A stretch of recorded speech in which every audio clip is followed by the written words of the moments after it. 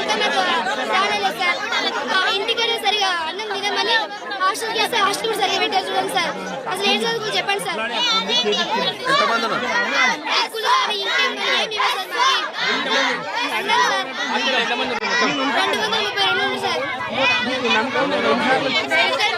Okay sir, మేము వచ్చిన వరకు ఓకే సార్.